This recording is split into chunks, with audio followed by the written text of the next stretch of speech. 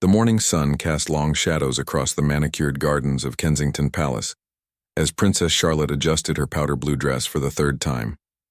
Today was the annual Children's Charity Garden Party, an event she had attended countless times before, but something felt different this morning. The 9-year-old princess had woken up in an unusually defiant mood, having argued with her governess about proper royal etiquette during breakfast. Charlotte had always been known for her spirited personality, much like her great-grandmother Queen Elizabeth had been in her youth. However, recent months had brought increased pressure from palace officials about maintaining perfect public behavior. The young princess felt suffocated by the constant reminders to smile, wave, and never show her true feelings. As the royal car pulled up to the venue, Charlotte could see hundreds of children and their families waiting behind velvet ropes. Security guards stood at attention every few meters, their stern faces scanning the crowd for any potential threats. Among them was Guard Thompson, a tall, imposing man in his 30s who had been assigned to the royal family for over 5 years. He was known for his strict adherence to protocol and had never once cracked a smile during any royal event. The princess stepped out of the car with practiced grace, her small hand waving mechanically at the cheering crowd. But inside, frustration was building. She was tired of being told where to stand, how to hold her hands, and what expressions were appropriate for a princess. The constant supervision made her feel more like a performer than a child. As Charlotte made her way through the garden party, stopping to speak with various charity representatives and young beneficiaries, Guard Thompson maintained his position exactly 3 steps behind and 2 steps to her left, as protocol demanded.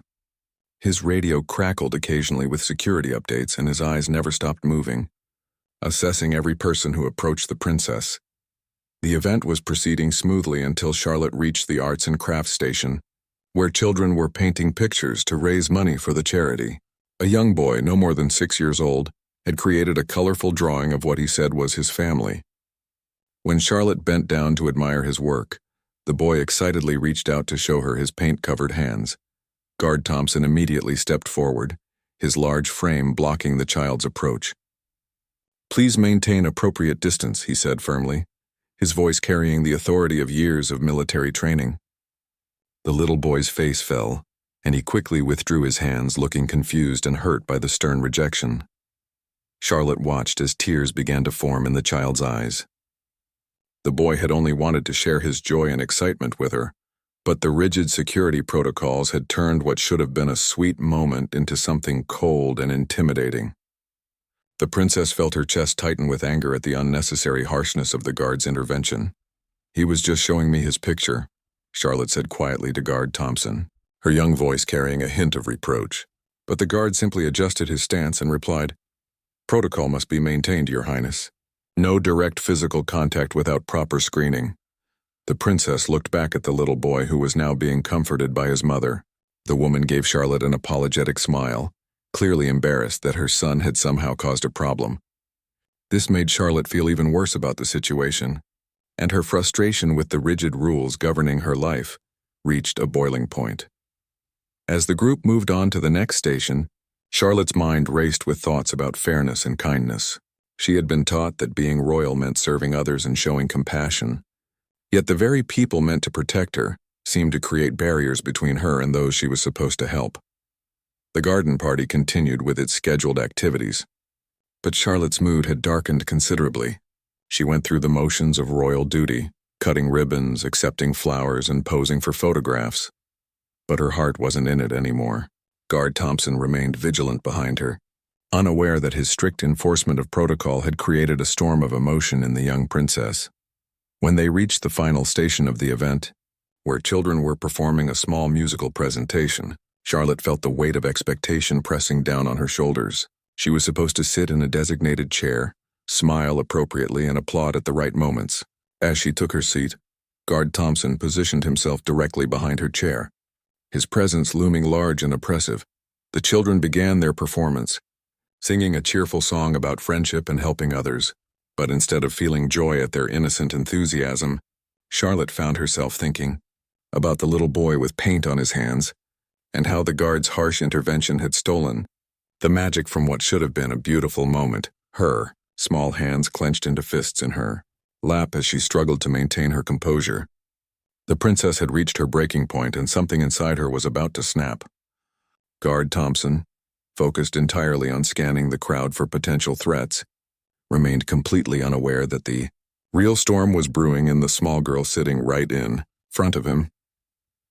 The stage was set for a confrontation that would shock everyone present and change the dynamic between the young princess and her security detail forever.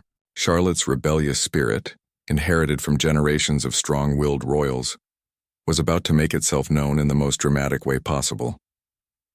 As the children's choir reached the emotional climax of their song, Charlotte felt her patience finally snap. The final straw came when Guard Thompson leaned down and whispered in her ear, "Your Highness, please adjust your posture. The photographers are capturing this moment for tomorrow's papers." Even during this beautiful performance by disadvantaged children, the guard was more concerned about appearances than allowing her to simply enjoy the moment. Charlotte's face flushed red with anger, and without thinking, she spun around in her chair to face the imposing guard. "I don't care about the photographers," she hissed, her voice barely controlled. Several people nearby turned to look, sensing tension in the air. Guard Thompson's expression remained stoic, but there was a flicker of surprise in his eyes. No member of the royal family had ever spoken to him in such a manner. "Your Highness, please lower your voice," he replied firmly, reaching out to place a guiding hand on her shoulder. This was standard procedure when a royal needed to be redirected. But Charlotte saw it as yet another attempt to control her every movement. The princess shot up from her chair, her face now burning with indignation. "Don't touch me!" she shouted, loud enough that several nearby families turned to stare. The children's performance faltered as some of the young singers became distracted by the commotion. Guard Thompson's training kicked in immediately. His priority was to contain any situation that might embarrass the royal family or create a security concern. He moved closer to Charlotte, intending to escort her away from the crowd quickly and quietly. But Charlotte had reached her absolute limit. Years of pent-up frustration at being constantly managed, controlled, and corrected erupted in a single moment of pure childhood rebellion. As Guard Thompson approached her with his hand extended, presumably to guide her away from the scene, Charlotte did something that no one could have predicted. Her small hand flew through the air with surprising force and connected squarely with Guard Thompson's cheek. The sharp crack of the slap echoed across the garden party, causing the children's choir to stop singing entirely. A collective gasp arose from the crowd as hundreds of people witnessed a princess striking her own security guard. Guard Thompson stood frozen for a moment, his hand moving instinctively to his stinging cheek. In all his years of military service and royal protection duty, nothing had prepared him for this scenario. His training covered terrorist attacks, crowd control, and emergency evacuations. But nowhere in the manual did it explain how to respond when a 9-year-old princess slapped you in front of hundreds of witnesses. Charlotte immediately realized what she had done, but instead of apologizing, she felt a strange sense of satisfaction. For once in her young life, she had taken control of a situation instead of being controlled by others. She stood there breathing heavily, her chest rising and falling with adrenaline, staring defiantly at the guard she had just struck. The garden party had come to a complete standstill. Parents covered their children's eyes, not sure if they should continue watching or look away respectfully. The charity organizers stood paralyzed, uncertain whether to intervene or pretend nothing had happened. Photographers who had been capturing the event discreetly suddenly found themselves with the story of a lifetime, though they hesitated to take pictures of such a shocking moment. Guard Thompson's face showed no emotion, but his mind was racing. Protocol demanded that he report any security incident immediately. But how do you report being assaulted by the person you're meant to protect? His radio crackled with confused voices from other security personnel who had witnessed the incident, but weren't sure how to respond. For several long seconds, Princess and guard stared at each other in complete silence. Charlotte's defiant expression never wavered, while Guard Thompson maintained his professional composure despite the burning sensation on his cheek and the profound shock of what had just occurred. Then, without saying a single word, Guard Thompson did something that surprised everyone even more than Charlotte's slap. Instead of restraining her, calling for backup, or attempting to manage the situation, he simply turned his back on the princess and began walking away from the garden party. His stride was measured and purposeful, Not hurried or angry, but absolutely final. Each step he took sent ripples of shock through the crowd. A royal protection officer was abandoning his post, leaving a member of the royal family unguarded in the middle of a public event. Charlotte watched in amazement as the imposing figure who had controlled her every movement for the entire morning simply walked away from her. No shouting, no threats, no immediate consequences. Just the quiet dignity of a man who had reached his own breaking point. The princess suddenly felt very small and alone standing in the middle of the garden party. The other security guards were frozen in uncertainty, unsure whether to pursue their colleague or maintain their positions. The crowd continued to stare in stunned silence, and Charlotte began to realize that her moment of rebellion might have consequences she hadn't considered.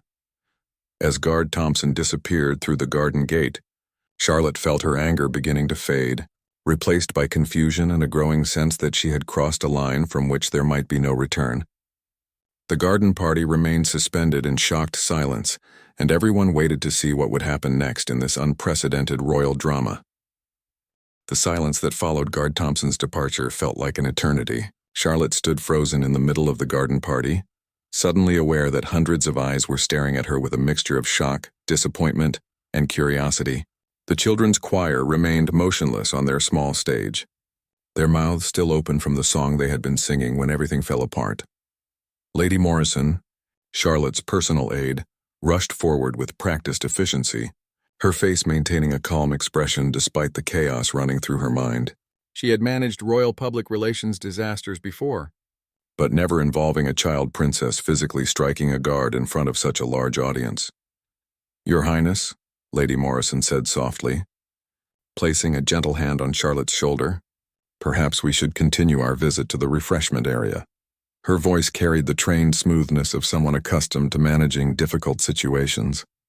But Charlotte could detect the underlying tension. Charlotte shook her head stubbornly, her eyes still fixed on the garden gate where Guard Thompson had disappeared.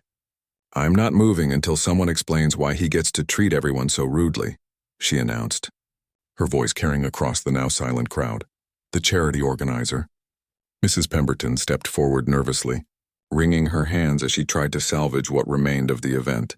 "Your Highness, perhaps the children could continue their lovely performance," she suggested hopefully, gesturing toward the confused young singers who were whispering among themselves. But Charlotte was no longer interested in maintaining appearances. The SLAP had released something inside her that had been building for months, and she wasn't ready to go back to pretending everything was perfect. "Did you see how he made that little boy cry?"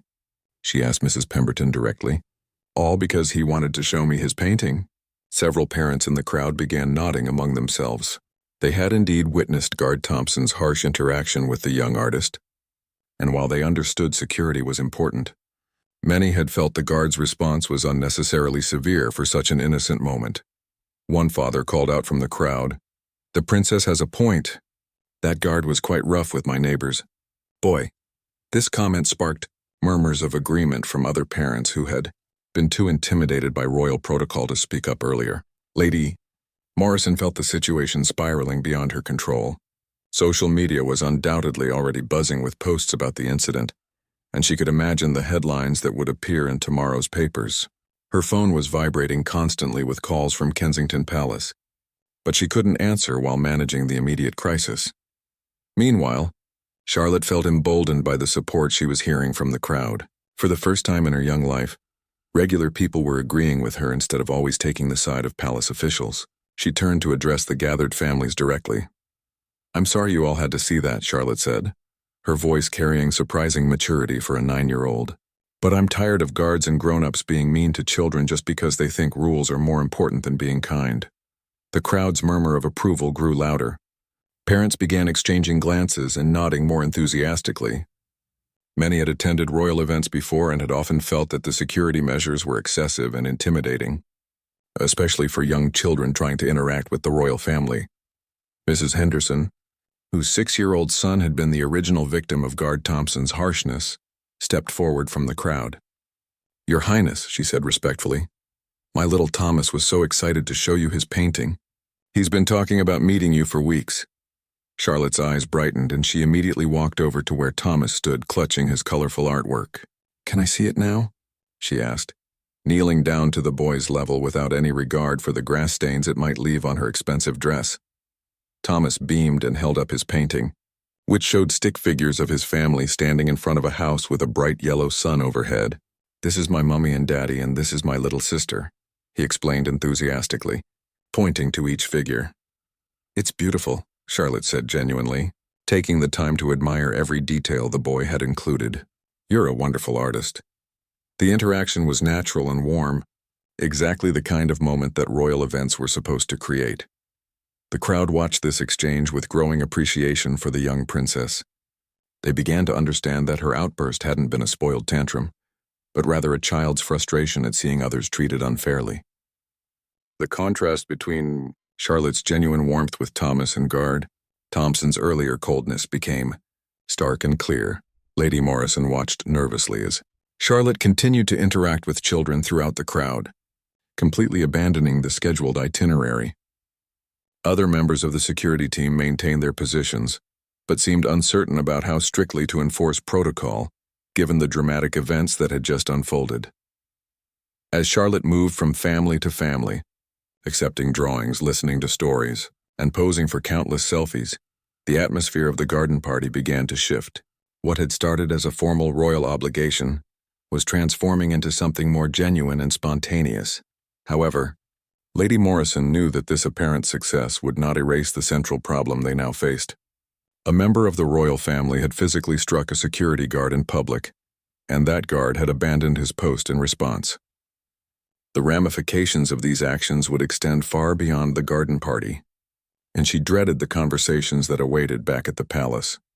Charlotte seemed oblivious to these larger concerns, lost in the joy of connecting with people without the barrier of excessive protocol. But as the afternoon wore on, she would soon discover that her moment of rebellion had set in motion a series of events that would change her relationship with the royal establishment forever. The ride back to Kensington Palace was tense and silent. Charlotte sat in the back seat of the royal car, still wearing grass stains on her powder blue dress from kneeling to talk with the children. Lady Morrison sat beside her, frantically typing messages on her phone while trying to coordinate damage control with the palace press office. Charlotte stared out the window, watching London pass by in a blur of buildings and people. The adrenaline from her confrontation with Guard Thompson had worn off, and now she felt a strange mixture of pride and uncertainty. She had stood up for what she believed was right, but the serious expressions on all the adults' faces suggested that her actions might have bigger consequences than she had considered. "Your Highness," Lady Morrison finally spoke, her voice carefully controlled. "We need to discuss what happened today before we arrive at the palace. Your parents will want to understand your perspective on the incident." Charlotte turned from the window to face her aide. "Are you going to tell them I was wrong?" she asked directly, her chin lifting with the same defiance she had shown earlier. Lady Morrison paused, choosing her words carefully. "I'm going to tell them exactly what I witnessed. But Charlotte, you must understand that striking a security guard regardless of the circumstances is a very serious matter. There will be consequences." "What kind of consequences?" Charlotte asked, though she tried to sound braver than she felt. "That will be up to your parents and the palace security department to determine," Lady Morrison replied. "But at minimum, there will need to be a formal investigation into today's events, and changes will likely be made to your security arrangements." As the car pulled through the palace gates, Charlotte could see several official vehicles parked in the courtyard. Her stomach dropped as she realized that word of the incident had already reached the highest levels of the royal household. This wasn't going to be a simple conversation with her parents over tea. Prince William was waiting in the entrance hall when Charlotte walked through the doors, still in her grass-stained dress. His expression was serious but not angry, which gave Charlotte a small measure of relief. She had expected to be met with immediate fury. "Charlotte," he said calmly, "we need to talk. Your mother is waiting in the blue drawing room." As they walked through the familiar corridors of the palace, Charlotte noticed that several staff members looked at her with expressions she had never seen before. Some seemed concerned, others appeared almost frightened. She began to understand that her actions hadn't just affected Guard Thompson, but had sent shockwaves throughout the entire royal household. Kate was indeed waiting in the blue drawing room, sitting in one of the antique chairs with her hands folded in her lap. Her face showed a mixture of concern and disappointment, that made Charlotte feel worse than any shouting would have. "Sit down, darling," Kate said gently, gesturing to the chair across from her. William took a seat on the nearby sofa, and Lady Morrison positioned herself discreetly near the door. Charlotte sat down carefully, her feet barely touching the floor from the high chair. The room felt enormous and formal, making her feel even smaller than usual. "Charlotte," William began, "Lady Morrison has given us a preliminary report about what happened at the garden party. But before we discuss consequences, we want to hear your side of the story." Charlotte looked between her parents, trying to gauge their mood. "Are you very angry with me?" she asked in a small voice. Kate leaned forward slightly. "We're not angry, sweetheart, but we are very concerned. What you did today was serious, and we need to understand why it happened." Encouraged by her mother's gentle tone, Charlotte began to tell her story. She described her frustration with Guard Thompson's harsh treatment of the little boy with the painting, her anger at being constantly corrected and controlled, and her feeling that the guard cared more about rules than about being kind to children. As she spoke, Charlotte watched her parents' expressions carefully. She could see that they were listening intently, and occasionally exchanging glances that seemed to convey entire conversations between them. "I know I shouldn't have hit him," Charlotte admitted, her voice becoming quieter, "but I was just so angry about how he made Thomas cry, and then he tried to touch me when I told him not to, and I just couldn't stop myself." William nodded slowly. "Charlotte, I understand that you were frustrated, and it's clear that you were trying to defend another child, which shows good instincts. But physical violence is never an acceptable way to handle these situations, especially for someone in your position." "What's going to happen to Guard Thompson?" Charlotte asked. "Is he in trouble because of what I did?"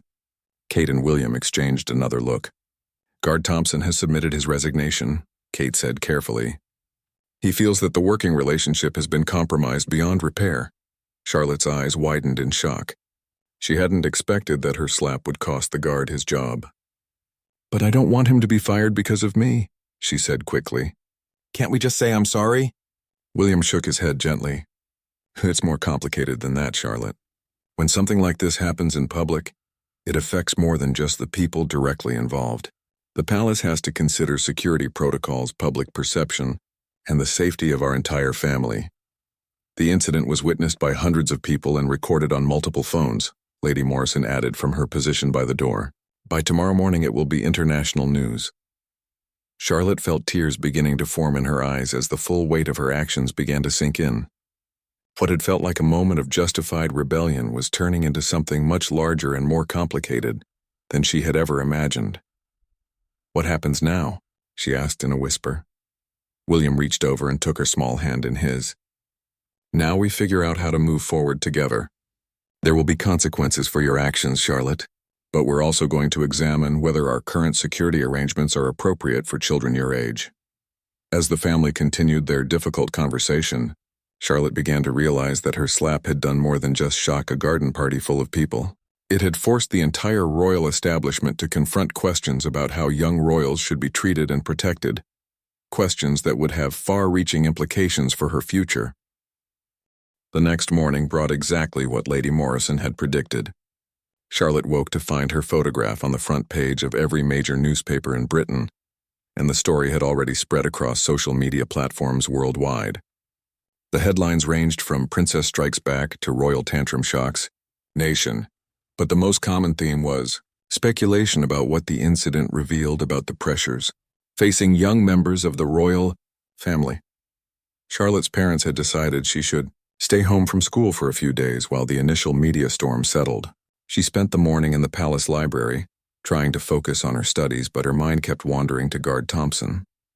She wondered where he was now and whether he was angry with her or simply disappointed. Around midday, an unexpected visitor arrived at the palace. Guard Thompson had requested a meeting with Charlotte and her parents, citing unfinished business from the previous day's events.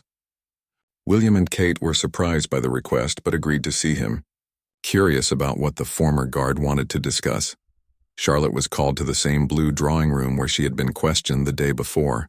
This time, Guard Thompson was already seated when she entered, still wearing his formal security uniform but looking somehow different. His usual stern expression had been replaced by something softer, more thoughtful. Your Highness, Guard Thompson said, standing as Charlotte entered the room. The formal greeting felt strange given what had happened between them, but he maintained proper protocol despite no longer being employed by the palace. Charlotte walked slowly to her chair, unsure what to expect. She had imagined this moment several times during the night, sometimes picturing Guard Thompson angry and demanding an apology, other times imagining him understanding and forgiving. The reality felt more complex than either scenario.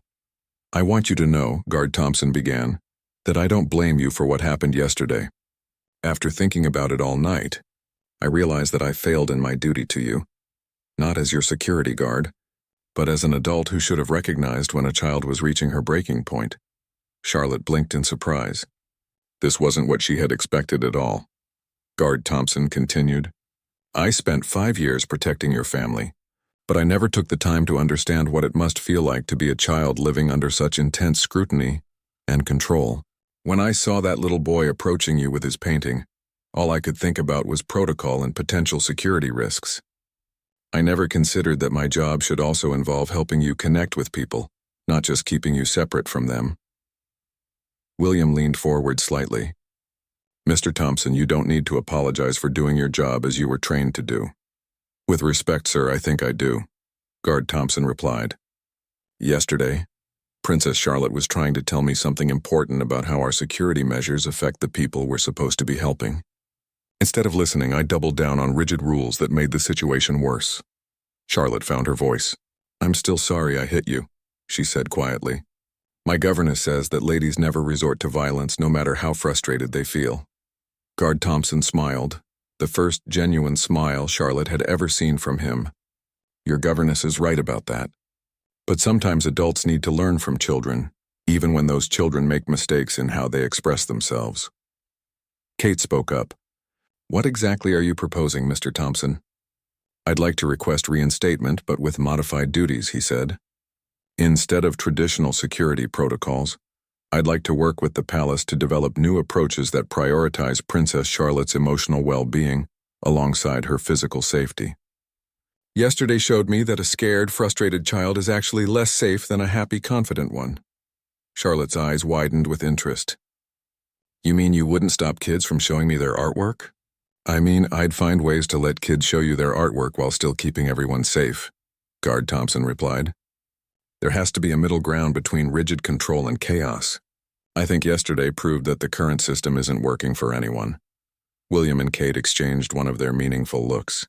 This is an interesting proposal, William said slowly, but it would require significant changes to establish security protocols. Yes, sir, it would, Guard Thompson agreed.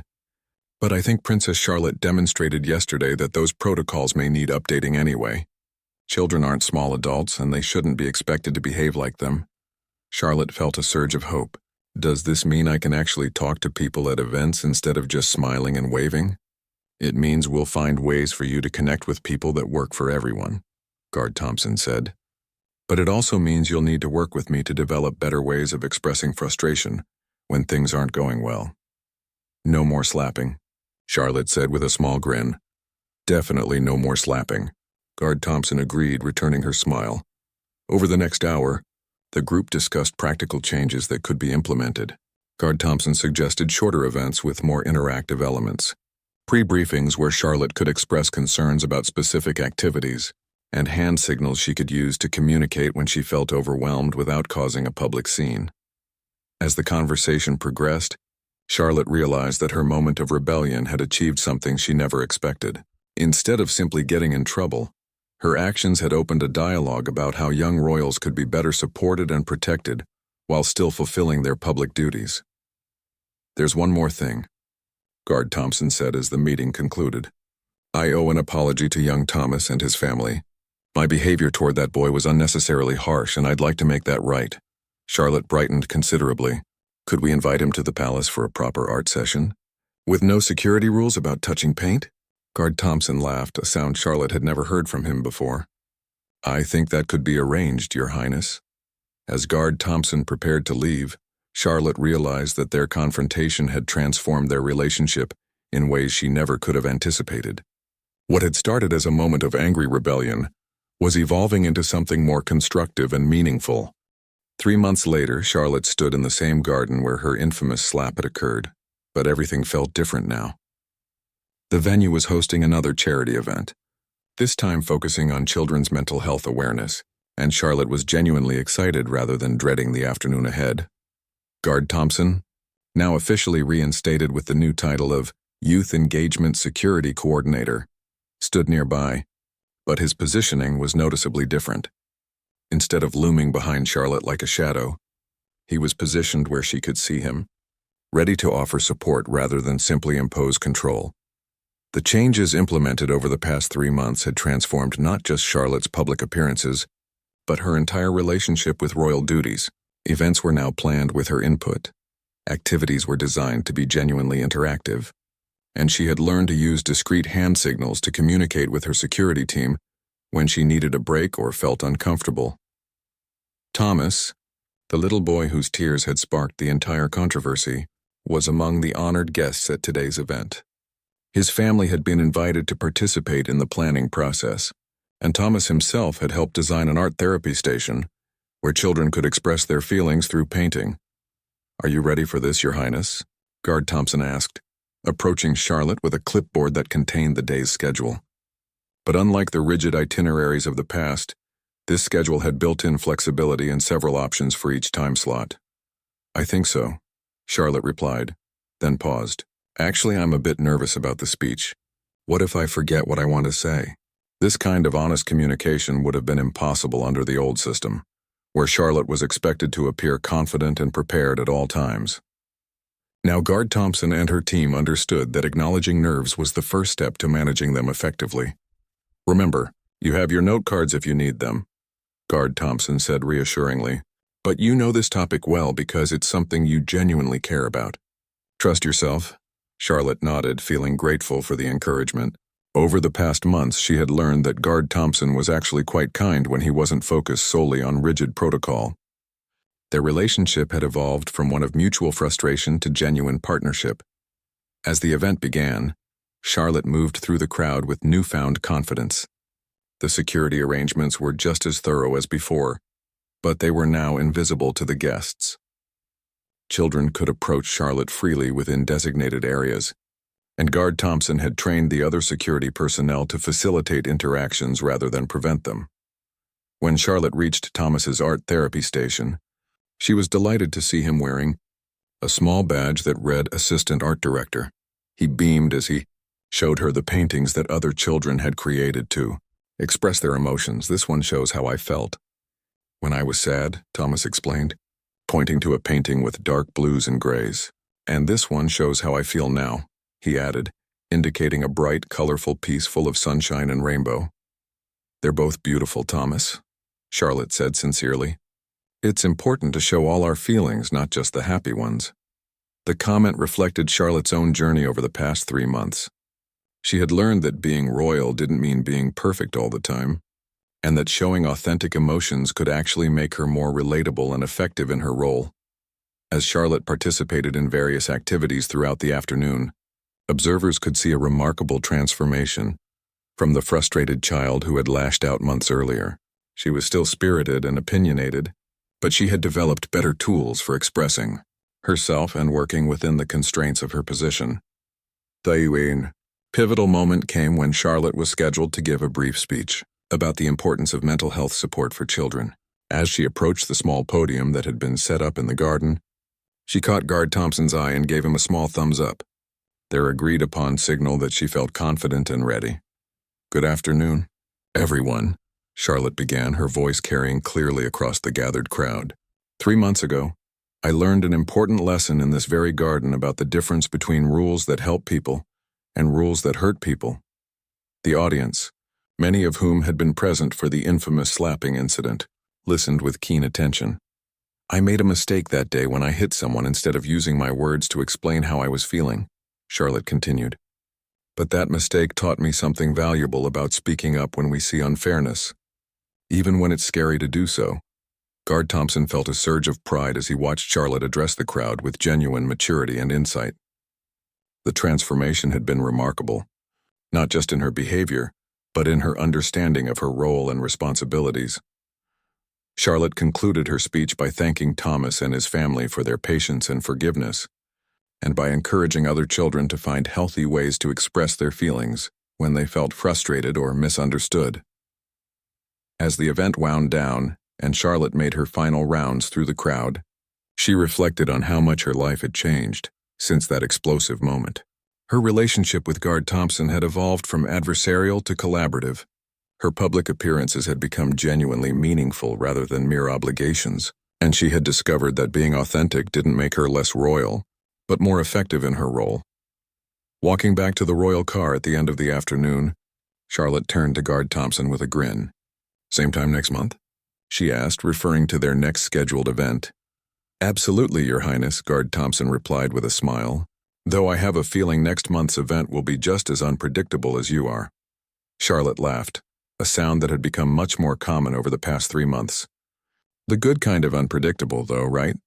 "The very best kind," Guard Thompson confirmed. As they reached the car, Charlotte paused and looked back at the garden where so much had changed. The spot where she had slapped Guard Thompson was now marked by a beautiful flower bed that Thomas had helped plant during one of his visits to the palace. It served as a reminder that even the most difficult moments could grow into something beautiful with time. "Understanding and forgiveness, Guard Thompson," Charlotte said thoughtfully as they prepared to leave. "Yes, Your Highness. Thank you for coming back. And thank you for listening to what I was trying to say, even when I said it the wrong way." Guard Thompson's expression softened with genuine warmth. "Thank you for teaching me that sometimes the most important part of protecting someone is helping them become who they're meant to be." As the royal car pulled away from the garden party, Charlotte settled back into her seat with a sense of satisfaction she had never experienced after public events before. She had found her voice, learned to use it constructively, and discovered that being royal could actually mean making a real difference in people's lives. The incident that had shocked the nation and made headlines around the world had ultimately led to positive changes not just for Charlotte, but for how the entire royal family approached their interactions with the public. Sometimes it seemed it took the honest reaction of a frustrated child to remind everyone that kindness and connection were more important than perfect protocol. The little girl who had once felt trapped by endless rules had learned that the best way to change those rules was not through rebellion, but through honest communication, mutual respect, and the willingness to find solutions that worked for everyone. And Guard Thompson, the man who had once walked away from an impossible situation, had discovered that sometimes the greatest act of service is knowing when to return and try again, with a better understanding. Their story had become one of growth, forgiveness, and the power of second chances, proving that even the most public mistakes could lead to meaningful change when handled with wisdom, patience, and genuine care for one another.